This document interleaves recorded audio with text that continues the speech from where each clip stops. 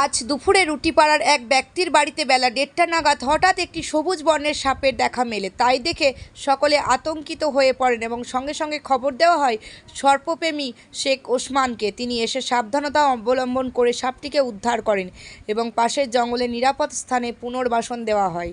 এটি একটি লাউডগা পক্ষীরাজ সাপ নামে পরিচিত। এটি খুবই মৃদু বিষযুক্ত সাপ। এই সাপের বিষে মানুষের কোনো ক্ষতি হয় না। CB Times, Suri, Birbhum. এবং ছেড়ে দিচ্ছিও, আপনারা ভিডিওর মাধ্যমে দেখতে পাচ্ছেন। বলছি এটা নিয়ে আপনি কটা সাপ ধরলেন এরকম ধরনের বিষাক্ত সাপ? মোটামুটি আমি এটা নিয়ে এই লাউডগা সাপ মোটামুটি 12-13টা ধরেছি। আচ্ছা।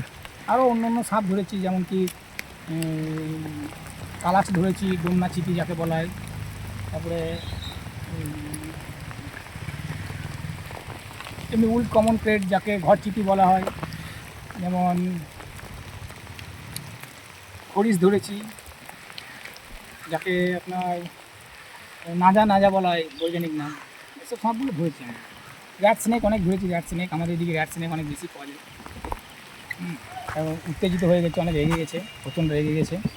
এখন ছেড়ে দেওয়ার মতন, ছেড়ে দেওয়া হোক নিরাপদ স্থানে। কে বেটা